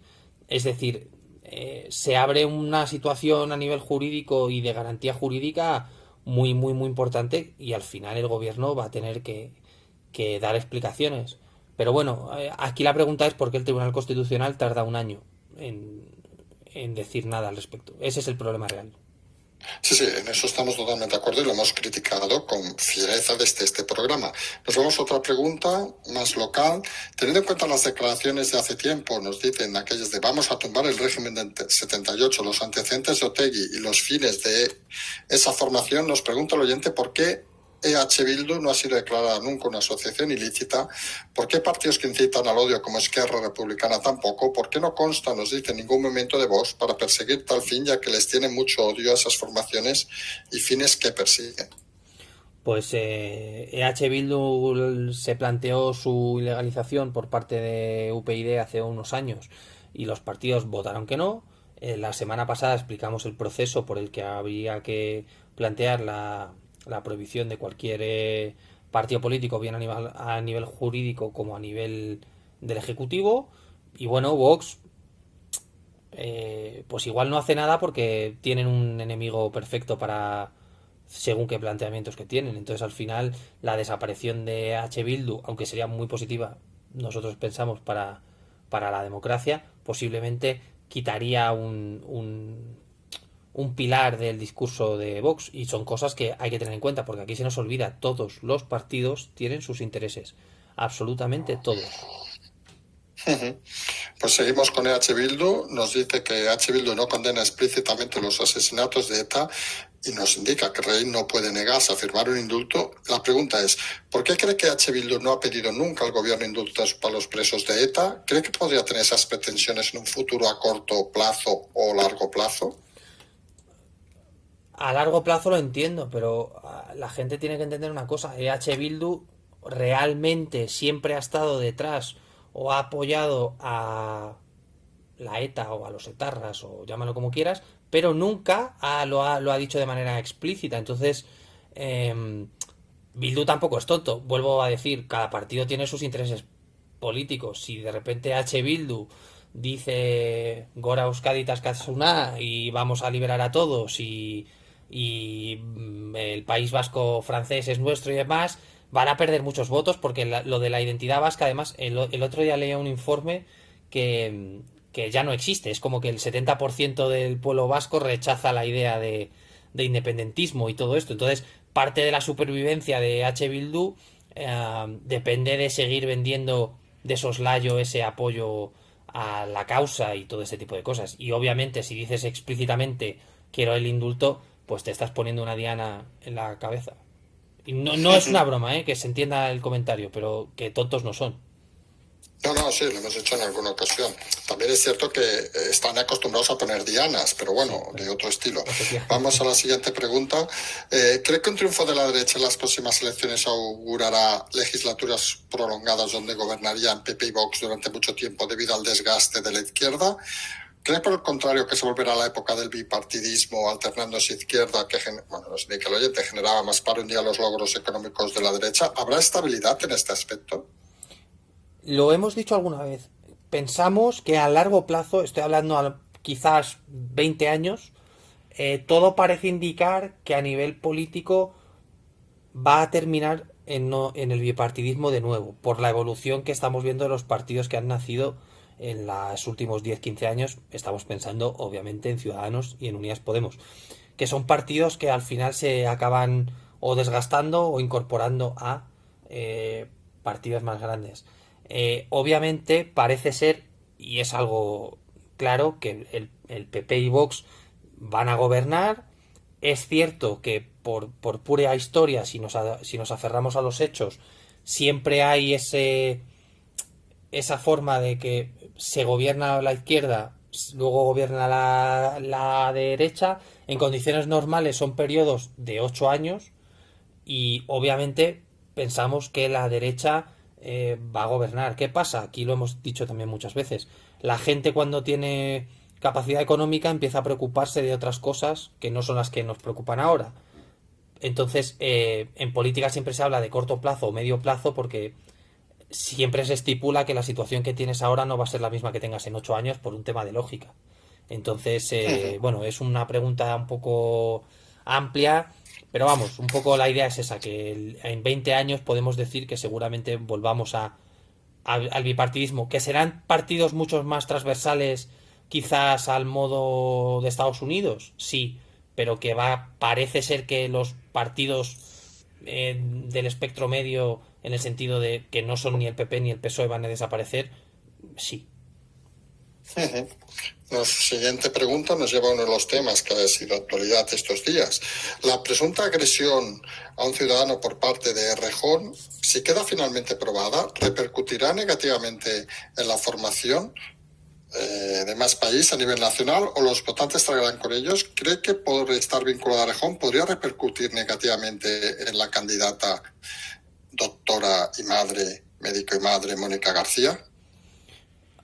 Entiendo que después de ser tan pesada con ciertos temas, criticaría que su líder, digo del partido, vaya abofeteando y pegando a gente. Obviamente que un líder de un partido cometa un ilícito penal, que pongamos que sea juzgado, que veremos a ver si sigue la instrucción y veremos a ver si el Congreso de los Diputados, porque recordemos está aforado, tiene que autorizar juicio, obviamente significaría bastante para el partido. Yo estas cosas de que la gente, independientemente de que sea de izquierdas, y hay que decir que Más País están en medio camino entre Unidas Podemos y el PSOE, no creo que una persona en su sano juicio, independientemente de a quién vote o que sea más de izquierdas o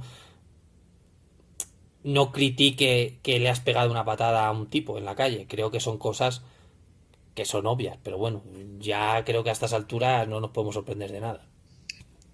Insiste en la pregunta y nos dice, si se demostrara la agresión, el electorado de Unidas Podemos y de Más País podría ver como cómplice a las acciones al PSOE, en pocas palabras. ¿Podría darse la situación que el electorado de izquierda, ante la no confianza en la derecha, que eso parece obvio que no van a votar a la derecha, castigue con una amplia abstención? Algo que hemos comentado que pasó en Cataluña, por ejemplo.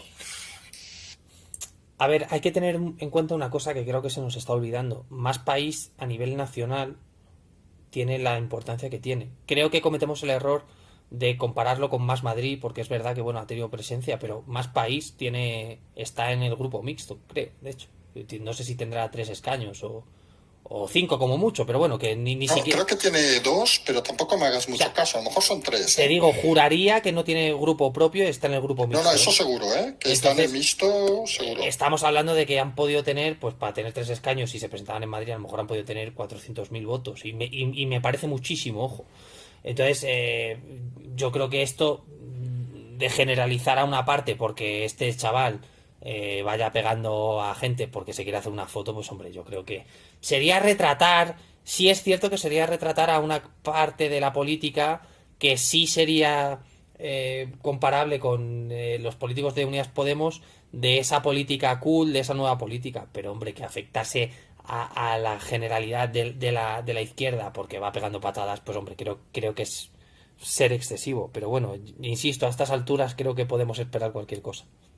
Sí, efectivamente son 3, como decías tú, en este caso el error es mío, son 3 diputados de Más Madrid en el Congreso. Bueno, excepto que alguno, hemos leído, digamos, lo que salió en los resultados, excepto que alguno se haya ido, pero bueno, eso ya son otras historias. Siguiente pregunta, ¿los impuestos en las comunidades donde gobierna la derecha los de competencia autonómica estatales cuya competencia ha sido cedida, ¿impondrán el gobierno su subida aprovechando el salvación fiscal o dejará que las comunidades legislen en materia fiscal para no desgastarse todavía más? Hay que hacer una distinción. Primero, la Constitución establece que las autonomías pueden tener políticas fiscales, punto número uno, y punto número dos, habría que reformar la ley y aquí habría que pasar a analizar quiénes son los socios del gobierno. Porque claro, el PNV sabemos que siempre vota a favor del PNV, del propio partido, pero también Cataluña lo intentaría. Todo esto va a tener un coste y al final es que pueden tener un concierto económico, pero tú lo has dicho antes, el motor económico de España ahora no es Cataluña. Y a nivel constitucional hay ciertas cosas que están protegidas por la Constitución, en el sentido de los impuestos de las comunidades autónomas. Y otra cosa, si estando la situación como está, imaginemos no por un momento de que modifican ciertos impuestos que hacen que en ciertas regiones, no solo Madrid, porque esto afectaría a Extremadura, a Andalucía, a Castilla-La Mancha, quizás se está mandando un mensaje y lanzando un mensaje de que vamos a modificar ciertos tributos para tener tranquilo a Cataluña y País Vasco, pero se sabe en el seno del gobierno que en caso de hacerlo va a impedir que sigan gobernando y que realmente la gente va a saltar. Entonces, todo esto no es como la gente lo puede leer en la prensa. Hay mucho movimiento también de jugar un poco al despiste con los socios de gobierno, porque al final, aquí lo hemos dicho, el PSOE está en modo supervivencia. Nos vamos a otra pregunta. Nos indican en un programa del señor Juan Rayo, el economista, trasladaba su opinión de extender las condiciones del mal llamado, y dice, País Vasco y Navarra al resto del Estado español. ¿Es eso el concierto, en el fondo? ¿Es esto factible económica y legalmente hablando? Económicamente sería difícil de encajar, legalmente mucho más, porque esto, insisto, habría que modificar la Constitución porque tienen un régimen especial. Entonces creo que, bueno, que en principio es un brindis al sol. Siguiente pregunta, vamos con Ayuso ahora. Ayuso está metiendo a Vox en la Asamblea. ¿Cómo lleva esta situación Casado? ¿Hay descontento en Génova o fingen cordialidad y le dejan hacer para tenerla más distraída por miedo a un hipotético salto de este liderazgo del PP?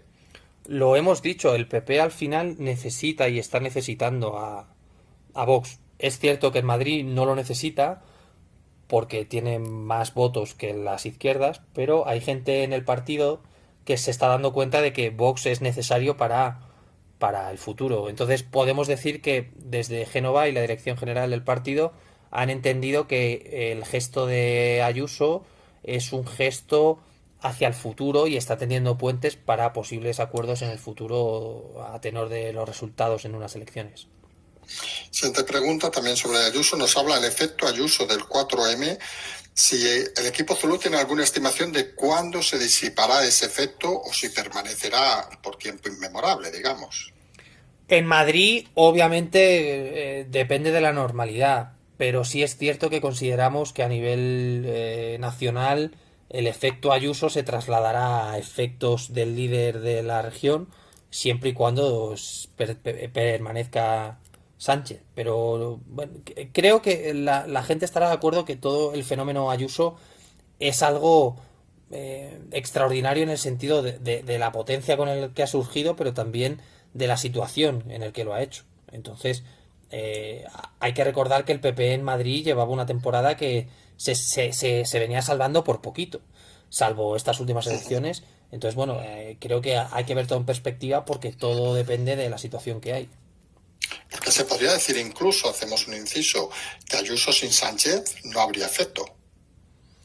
Ayuso sin Sánchez, nos tendríamos que remontar a las últimas elecciones del 19, que bueno, que hubo aquel contubernio con Vox y con Ciudadanos, si no Ayuso ni sería presidenta. Entonces, Ayuso le debe mucho a la gestión de Sánchez. Es una cosa obvia, desde luego. Sí, porque incluso podríamos llegar a pensar que si no hubiera habido que es real, ese acoso y esa obsesión casi de la Moncloa por Ayuso, a lo mejor Ayuso hubiera pasado, me invento, como el presidente de ni idea, voy a decir una comunidad que no me lo sepa, de Castilla-La Mancha, bueno, no, que sabemos quién es, bueno, de otra comunidad autónoma, que hubiera pasado sin pena ni gloria seguramente, sin ese acoso del PSOE de la Moncloa. Sí, al final, no sé si recordarás la rueda de prensa en la que convoca elecciones, que dijo lo de comunismo o libertad. Ella ya había hecho la campaña. Simplemente con ese comentario hizo la campaña. Y la campaña se la hicieron los otros partidos acosándola. No solo en campaña, sino previo a campaña. Entonces, se ha hablado poco de la magnífica no campaña del Partido Popular en cuanto a la Comunidad de Madrid, donde dejó que los demás hablasen. Y es algo muy inteligente. Entonces, efectivamente, si no hubiese habido ese acoso y derribo, estaríamos hablando de otra cosa. Pero como lo ha habido, pues Ayuso se ha situado en una posición bastante buena para intentar seguir su carrera política en el futuro. Siguiente pregunta, nos pregunta si constan presiones sobre Casado por parte de políticos ya no nativos, nos citan Aznar o Aguirre, para que pacte con Vox en vez de con el PSOE en unas hipotéticas generales. ¿Cree que Casado, nos pregunta, está en disposición de recular en su estrategia con Vox? Casado sabe que necesita Vox, lo acabamos de mencionar, independientemente de los comentarios que vertía en el pasado, sabe que les hace falta. Entonces, en política, lo hemos dicho muchas veces, también hay que saber ceder y saber entender tu situación. Entonces, bueno, Pablo Casado será lo que sea, pero hay ciertas cosas que se ha dado cuenta o su equipo se ha dado cuenta, así que en ese sentido, chapó. Siguiente pregunta, ya estamos en las 10 últimas. Según publica Voz Populi, el Ministerio de Sanidad lleva sin firmar y publicar desde el 2018 las actas del Consejo Interterritorial, por lo que abarca todos los acuerdos relativos a la pandemia, desconociéndose el contenido de tales reuniones y sus consecuentes conclusiones y acuerdos. Las preguntas, nos dice el oyente, obvias que se derivan inmediatas serían: ¿es cierto? ¿Por qué? ¿Y qué consecuencias legales podría tener? Es cierto en el sentido de que antes no se reunían tan a menudo como ahora por motivos obvios, entonces era algo que la gente no sabía que existía, pero hay alguna por ahí publicada, no es exactamente cierto. El por qué, bueno, era un organismo que realmente tomaba decisiones a nivel interno, puesto que no había pandemia insisto, era algo que no hacía falta, sí hacía falta publicar, pero que no era una cosa de vida o muerte como lo lleva siendo el último año. Y consecuencias administrativas y legales, pues habría que acudir a la ley y lo que ahí describa, pero bueno, entendemos que es un delito al menos de prevaricar, puesto que se actúa en contra de la ley a sabiendas. Muy bien, vamos a la siguiente pregunta, muy directa. ¿Está permitido que un ciudadano entre en la sala de prensa de la Moncloa a hacer una pregunta al presidente del gobierno o a un ministro? No le dejarían entrar en Moncloa. No es que esté prohibido, de hecho nos hemos sorprendido con la pregunta porque nunca nos lo habíamos planteado. El hecho de, oye, y si alguien viene aquí y no es prensa y dice, oye, yo soy súbdito del país y quiero preguntar algo, que debería ser así, ojo, no le dejarían entrar en el complejo. Entonces creo que se responde sola. Sí, porque entiendo que necesitas una autorización para entrar en la Moncloa, como si es entrar en la Casa Real o, bueno, entre nosotros, como si es entrar en tu casa o la mía. Si no te Sí, autorizamos, no puedes entrar. sí, Para no tampoco convertir la Moncloa en un sitio inexpugnable. Supongo se pide y te dan la autorización, sí o no.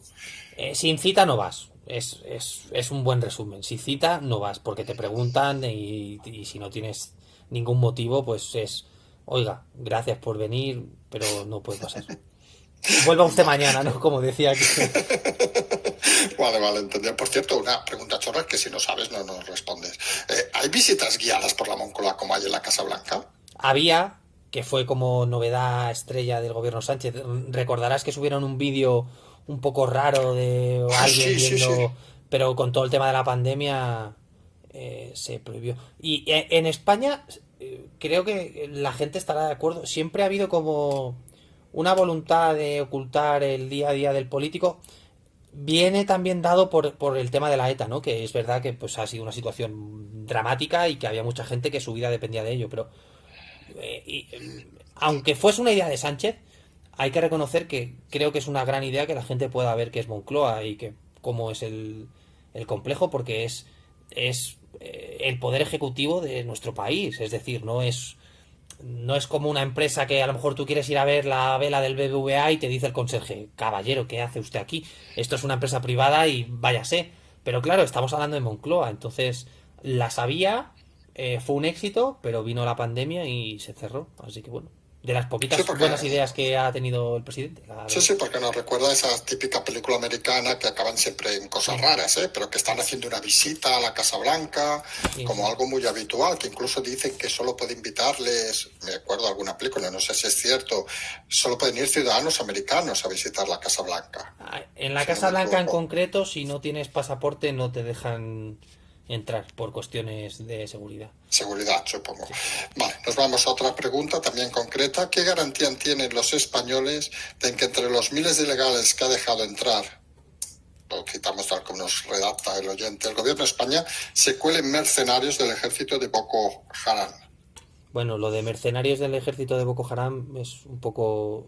es un concepto que no tiene sentido, pero bueno, al margen de eso, lo hemos dicho y me duele tener que repetirlo tanto, pero lamentablemente la seguridad al 100% no existe, ni en una frontera ni en nuestra casa. Entonces, se sabe y sabemos desde hace tiempo que en todos los flujos migratorios ha habido gente que se ha metido que no tenía que haber pasado. En cualquier vuelo puede pasar, es decir, no es solo porque Boko Haram y demás. Y bueno, lo de mercenarios del ejército de Boko Haram, que me diga por favor la fuente, porque se ha dicho de que había elementos yihadistas, y bueno, los elementos yihadistas van desde Boko Haram hasta miembros de Al Qaeda y de Daesh. Entonces, garantías no va a haber nunca. Es así de triste. No había garantías de que la ETA no pusiera un coche bomba. Es que creo que hay una cosa que se nos olvida. Hemos vivido 40 años de terrorismo en este país. Muchos sabemos lo que son ciertas cosas y hemos oído una bomba y hemos visto a la gente mirar debajo del coche. Y era igual de malo que el terrorismo islámico. Era exactamente igual de malo. Y antes no se ponía en tela de juicio el papel de las fuerzas y cuerpos de seguridad porque daban la vida y aún así moría gente inocente. Y esta semana ha vuelto un poco el tema por la visita a Vitoria del museo a las víctimas del terrorismo, lo del Zulo y todo esto. Y las mismas fuerzas y cuerpos de seguridad que durante 40 años eran unos héroes, ahora no pueden ser una banda de mequetrefes que no nos pueden defender y proteger. La seguridad no existe al 100% en ningún ámbito de la vida, absolutamente en ninguno. Y cuanto antes lo entendamos, mejor. Sí, somos un país que al final olvidamos muy deprisa ciertas cosas y otras parece que no las olvidamos nunca, curiosamente. En fin, vamos a la siguiente pregunta. ¿Por qué el gobierno actual no tira de Bernardino León, socialista auténtico, nos dice el oyente, auténtico cerebro tras la agenda de Zapatero y gran conocedor de la diplomacia en norte de África para desatascar el conflicto con Marruecos, o simplemente nos dice el oyente para sustituir a González Laya? Bueno, si Moratino se escucha que el verdadero cerebro detrás de la agenda de Zapatero es Bernardino León, monta en cólera, seguro, porque, en fin, Bernardino León es un gran arabista, pero hay que reconocer una cosa. Moratinos, que la gente ni se acordará de él, es seguramente dentro de España el político, desde luego, que más ha sabido del norte de África, más allá de Bernardino León. Bernardino León fue durante un año y poquito, del 14 al 15, fue secretario general de la ONU para la misión de Libia, es decir, que es una persona con una carrera en el mundo internacional bastante exitosa. Recibió muchas críticas en su misión en Libia porque, bueno, digamos que no gustó a nadie, es decir, hizo un gran trabajo. Y bueno, acabó trabajando para Emiratos Árabes Unidos en su escuela con la polémica de que Emiratos Árabes apoyaba a Libia. Y bueno, pues en Emiratos Árabes se vive muy bien, se gana muy bien y obviamente se vive más tranquilo. Entonces, bueno, al final creo que cada uno tiene derecho a tomar las decisiones que considere. Y este gran profesional, que lo es, y nos consta, pues ha decidido quedarse en Emiratos Árabes y la realidad es que tampoco le ha llamado a nadie. Entonces, tampoco te vas a presentar donde no te conocen. Eso es cierto. Claro, Porque en principio en estos sitios, claro, si no te llaman no vas a decir, oiga, que estoy aquí, efectivamente, que yo soy muy listo. Bueno, claro, ya, pero nadie le ha llamado. En fin, efectivamente. si eso fuera así, hostia. Vamos a otra pregunta para no liarnos.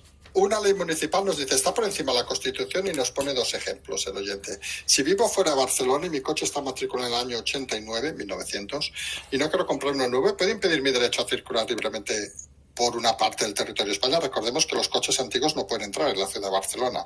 ¿Un alcalde manda más que todo el Congreso junto, que es el único que puede modificar la Constitución? Bueno, aquí hay muchas cosas. Se dice Constitución, que cuando oímos Constitución nos ponemos todo el mundo tensos.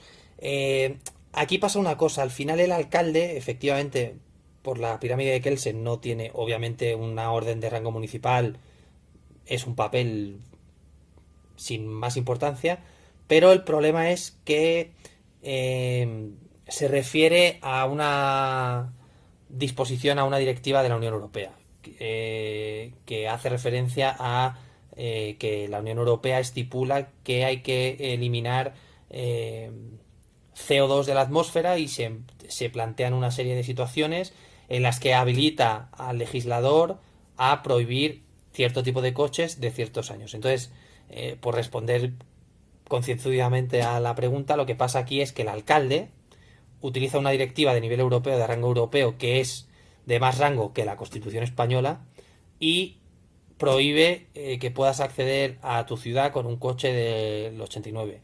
¿Que es un atropello a la libertad? Posiblemente, pero son las reglas del juego. No podemos decir mucho más. Vamos a la siguiente pregunta. Estamos en las últimas 5 preguntas.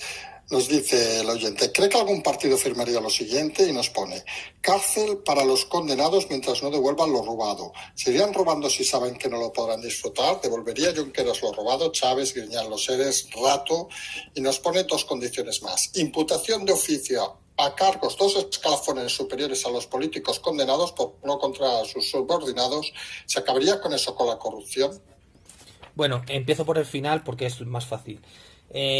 Imputar a cargos 2 escalafones superiores cuando seguramente no sepan ni quién eres, creo que es un error serio. Tenemos que entender que en una empresa sí se pueden controlar según qué cosas, pero en un estado donde hay cientos y cientos y cientos de funcionarios, a lo mejor tú tienes un subordinado en Cádiz y tú estás en Madrid en una oficina en el Paseo de la Castellana. Entonces entiendo que pagar justos por pecadores en este tipo de cosas son un poco extravagantes, si se me permite la expresión. Y sobre todo el tema de firmarían esto. Todo esto, y voy a irme un poco del tema, pero es importante. Esto todo viene de que la política criminal en este país es nefasta. Nadie se ha sentado a plantearse la política criminal y tenemos una población carcelaria absolutamente masiva para que ahora, a fecha de hoy, que Reino Unido no está en la Unión Europea, somos el país con más presos por habitante y en general de la Unión Europea, y muchos llevamos mucho tiempo diciendo que hay ciertos delitos que no tiene sentido que se vaya a la cárcel. Pongo un ejemplo muy rápido.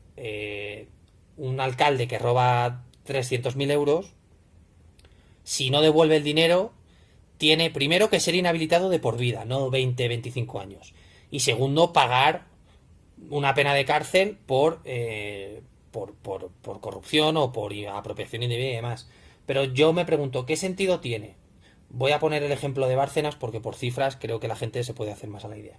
¿Qué sentido tiene que un tío que tiene 65 millones de euros o de dólares o de sabe Dios qué por el mundo vaya a la cárcel 12 años o 25 años, que al final no va a ser 25, van a ser 12, salga y siga con los 45 millones? No tiene ningún sentido. Y además no le puedes inhabilitar porque no tenía un cargo político como tal, tenía un cargo en una empresa que es un partido político. Seguramente si hubiese una modificación en la que tú dijeses, oye, por cada millón robado pasas cierto tiempo en la cárcel. Si lo devuelves, vas a seguir pasando tiempo en la cárcel, pero si no lo devuelves, vas a pasar mucho más.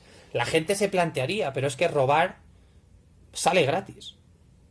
Hay gente que lo tiene que entender. Pasa más tiempo un tipo que tiene una guardería de droga, que una guardería, para que la gente no lo entienda, es recoges un fajo de la playa y lo guardas en un garaje, pasa más tiempo en la cárcel esa persona que se ha ganado 3.000 euros una noche que el capo. Pues esto es igual, si tú al que roba el dinero le quitas el dinero, al final la gente va a decir, voy a dejar de robar porque como me cojan, me pudro en la cárcel. O van a hacer, y esto va a sonar muy mal, que intenten blanquear mejor el dinero, pero blanquear el dinero solo se puede hacer o bien o mal, no hay mucho más juego, pero luego también es un tema social. Aquí todos hemos vivido un momento que hemos pedido una factura sin IVA, entonces no es un tema solo de política criminal ni de que los políticos son unos canallas. A nivel social somos unos listillos todos y si nos podemos quitar el 21 del IVA de lo que sea, pues lo hacemos. Entonces es un problema social, esto no es un problema del político por definición, es corrupto. Vivimos en una sociedad muy corrupta y es así y el que lo quiera reconocer, pues oye, bien por él, pero... Ujú. Pues nos vamos de las últimas preguntas ya. Nos dice un oyente, a riesgo de equivocarme, tengo entendido que el garante constitucional de la soberanía del territorio nacional recayó en el ejército cuando se redactó la Constitución. Si es así, en caso de declaración unilateral de independencia por parte de la Generalitat, ¿no se vería obligado el Estado Mayor a intervenir con todo lo que ello conlleva? Si eso es así, ¿no son conscientes el gobierno de eso? Sí, efectivamente, son los que se deberían encargar junto, bueno, aquí, según la Constitución sería solo el ejército, pero se entiende que mantener la legalidad también forma parte de las funciones de fuerzas y cuerpos. Entonces sí, el Estado Mayor se vería obligado a solicitarlo y seguramente el Estado Mayor lo haría independientemente de que el gobierno lo diga. Voy a lanzar una idea. El capitán general del ejército es Su Majestad. Eh, Podría de facto llamar al Estado Mayor y decir, oigan, es una orden, pero se entiende que en este país esas cosas no pasan. Pero sí, respondiendo a su pregunta, se debería obligado a intervenir militarmente. Las tres últimas preguntas nos dice, hace unos días la Policía Nacional, exactamente fue el día, si no lo tenemos mal apuntado, fue el día 4 de mayo, o sea, hace un mes, desarticulaba en Pamplona un comando de ATA, ATA recordemos que es Amnisiatas Catasuna, que preparaba explosivos. Noticia que ha pasado, nos dice, casi inadvertida porque, nos dice el oyente, el gobierno y los medios prostituidos se han cuidado de no anunciarlo oficialmente.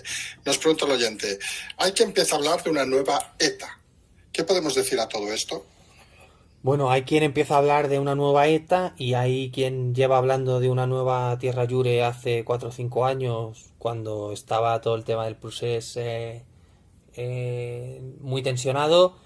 Obviamente se sabe y las fuerzas y cuerpos saben que hay ciertos estamentos herederos o que comparten ideas, en este caso de la Kale Borroka, de los tiempos de la ETA, siguen activos. Hay que decir que sí, siguen activos, hubo una detención, pero bueno, de ahí a hablar a que ETA ha vuelto, insisto, tú lo has dicho antes, nos hemos olvidado de dónde venimos. Entonces, a las cosas hay que llamarlas por su nombre, y estos son 4 cafres que estaban montando explosivos, se les ha detenido. Eso supone a nivel policial una serie de intervenciones y obviamente hoy es mucho más complicado ocultarse que hace 30 años, porque ahora todo el mundo tiene un móvil y tiene... que son cosas que la gente no entiende, pero la ETA hoy en día sería una cosa muy artesanal porque a nivel de medios estarían condenados a desaparecer porque la policía les tendría cogidos por todos lados. Entonces, bueno, ATA es un grupo a nivel callejero, de Kale Borroka de izquierda a Berchale tradicional, y bueno, pues han hecho lo de las bombas, se les ha detenido y poco más. Sí, está claro que los tiempos del terrorismo, como lo conocíamos, por desgracia, en este país, ahora son bastante más complicados, aunque sea por temas de comunicación. Claro, nadie se imagina un comando pasando esa información por WhatsApp, por ejemplo, porque sería obviamente desarticulado en 2 segundos. Y son cosas que a veces hay que intentar colocar, como nos está explicando el equipo Tuloy, en su lugar de origen, es decir, que en cada tiempo hay una forma de actuar y parece que ahora lo del terrorismo parece algo más una remora antigua que una cosa que pueda ser real al nivel de aquellos tiempos. Claro, claro, al final tú lo has dicho, todo cambia y los tiempos cambian, es verdad que te puedes adaptar a las nuevas tecnologías, pero es cierto que hoy en día hacer ciertas cosas es francamente complicado. Ujú. Vale, nos vamos a las dos últimas preguntas. Esta, la primera sobre el ejército, nos dice el oyente, ¿cómo no se pone a diseñar un proyecto de futuro en base a la organización de medios y sus recursos? Por ejemplo, nos dice, liberar el suelo no utilizado, por ejemplo, para intereses privados, concesiones, venta, reestructurar, reordenar las estructuras buscando reducir los gastos no operativos, potenciar la colaboración con empresas de investigación y sacar rendimientos de proyectos exitosos. Creo que esta persona sabe de qué está hablando. Sí, desde luego. Es una respuesta muy sencilla, pero realmente es la base de todo, porque efectivamente son preguntas muy complejas, pero todo nace porque, lo hemos dicho aquí muchas veces, no hay una cultura de seguridad, no hay una cultura de defensa a nivel nacional, y aquí primero, el ejército se sigue relacionando con tiempos pasados que yo creo que está superado sin ningún tipo de dudas. Segundo, porque no entendemos que el ejército supone avances tecnológicos, supone una mejor calidad de vida en caso de un conflicto armado. Véase, por ejemplo, cómo se respondió a la hora de tratar el asunto de Ceuta y Melilla, cómo respondió el ejército. No se libera el suelo porque el Estado sigue siendo alguien que quiere recoger mucho. Al final no se está asociando realmente ningún tipo de empresa militar o de tecnológica al mundo militar para una posterior aplicación al mundo civil, ni a nivel automovilístico, ni a nivel de informática, ni a nivel de servicios, ni de nada.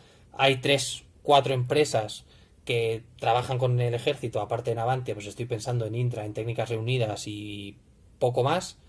Y bueno, al final, hasta que el gobierno de turno no entienda que tener unas fuerzas armadas potentes, una ciencia a nivel de investigación que no solo sea a nivel médico, sino que sea a nivel también militar, con utilizaciones del mundo civil, pues seguiremos teniendo un ejército como el que tenemos, y es una pena.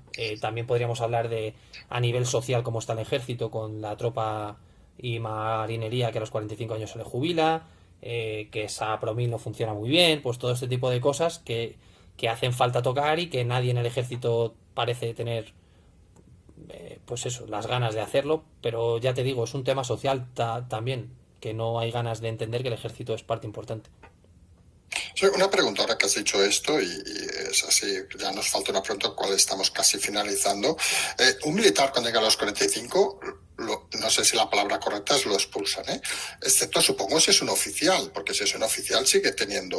Sí, bueno, se lo expulsan a los soldados, para entender, ¿no? la jubilación afecta a tropa y marinería, que sería pues todo aquello que no sería oficiales. Estoy pensando pues en lo que en Estados Unidos son suboficiales para abajo, sí, ¿no?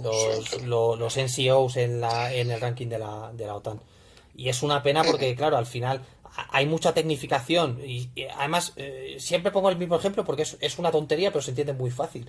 Hay gente con mucha tecnificación a nivel de mecánica o a nivel de tecnología, de comunicaciones, de transmisiones y demás, que como no son oficiales, a 45 años, que sí que tienen SAP-Promil, que es como el INEM del ejército, para que te hagas una idea, y en vez de dejarles en el ejército, incluso, no te digo 20 años más, porque a nivel operativo entiendo que no vas a enviar a Irak a alguien de 57 años o de 60 años, pero coño, déjales en el ejército para que enseñen y te ahorras costes y mantienes el talento, pues como una empresa privada, ¿no? Que al final, pues siempre hay gente que a lo mejor no es tan productiva, pero genera sinergias y genera beneficios para el resto de trabajadores.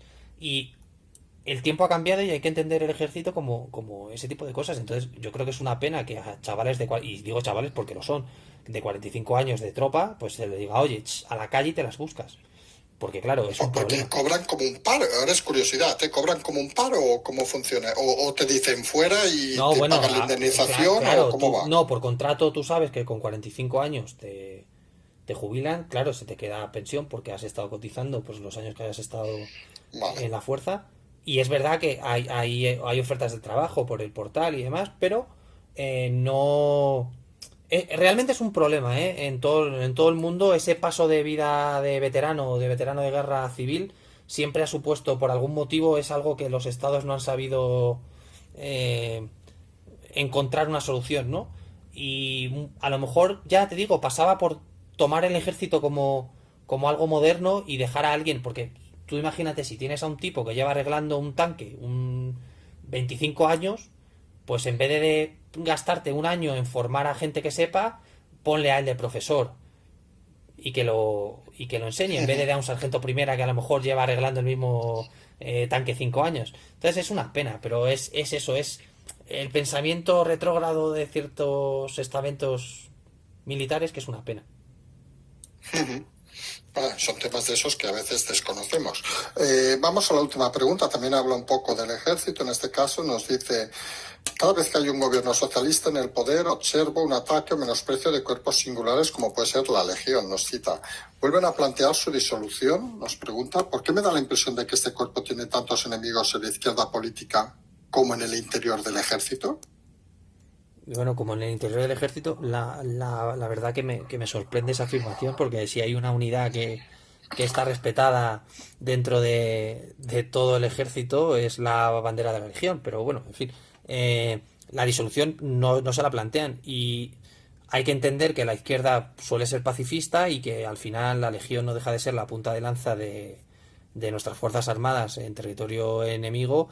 Y bueno, también hay unas connotaciones a su fundador que a la izquierda no le gusta, y parece ser que siguen viviendo hace 100 años. Pero bueno, estas cosas nos suenan de otras cosas, de la izquierda acordándose de la República y todo esto. Pero vamos, ya te digo que la Legión es una unidad de élite.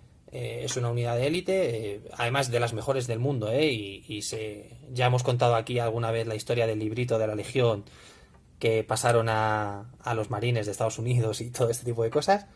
Y aprovecho para mandar un saludo a la familia del caballero legionario que ha fallecido en las últimas horas realizando el curso de operaciones especiales. Pero vamos, que la Legión va a sobrevivir a quien sea y a lo que sea, seguro.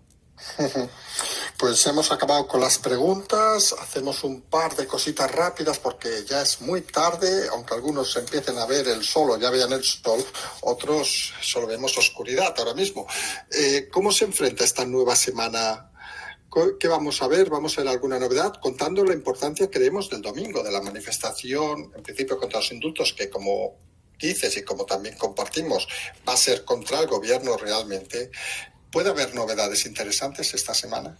Dependiendo de la respuesta de los miembros del gobierno, y digo los miembros del gobierno, no el gobierno en bloque, va a ser una semana muy tranquila, ¿o no? Tú lo has dicho, además, tienen ahí un poco la defensa que les dota la Eurocopa y el verano y el calor este que nos vuelve a todos un poco perezosos. Y en principio debería ser una semana tranquila. Además, han anunciado, por ejemplo, la vacunación a partir de los 30 años en según qué regiones. Entonces parece ser que hay ciertas cosas que benefician al gobierno y a todos, como el caso de las vacunas, aunque saldrá alguno diciendo que coges 5G y que te pegas la cuchara al brazo y demás, pero bueno, tonterías de la gente. Y yo, vamos, por lo que hemos estado pensando y hablando, a priori debe ser una semana tranquila. Lo único que puede desestabilizar es el tema de los indultos y de Cataluña, porque veremos al final si Esquerra se baja o no se baja, y si Junts per Cat quiere o no quiere elecciones y todo esto, y cómo reaccionen los miembros del gobierno. Si alguien habla de más, va a ser una semana de mucho ruido, y si se mantiene en perfil bajo, que es lo inteligente, pues será una semana tranquila. Pero bueno, ten en cuenta que estamos en junio y que ya viene el verano, se cierra el Congreso y bueno, pues la calma, Sí, ¿no? no, y recordemos que también este fin de semana hay iba a decir elecciones, la asamblea de Podemos, donde en principio elegirán a Ione Belarra como nueva líder del partido, si no hay ninguna novedad. Sí, efectivamente, ya abandonan Vista Alegre, van al Corcón, porque Correcto. bueno, han pensado que es una cuna de la izquierda del cinturón rojo de Madrid. Yo les recomiendo que se den una vuelta por Alcorcón, porque pusieron una bandera bien grande de España hace unos años un alcalde del PP, o sea que igual han cometido un error en el sitio. Pero bueno, chascarrillos aparte, parece ser que Yone Belarra será propuesta y confirmada, y ojito que igual también viene en terremoto dentro de Unidas Podemos, porque parece que no hay mucho apoyo de los ministros actuales a la también ministra Belarra. Sí, pues temas interesantes, pues si te parece, con kilómetros, miles de kilómetros de distancia, agradecemos como siempre la presencia cada viernes y buenas noches, buenos días. Un saludo. Un saludo cordial, desde aquí poco más, emplazarles a nuestro próximo segundo café y como siempre decimos, seguimos.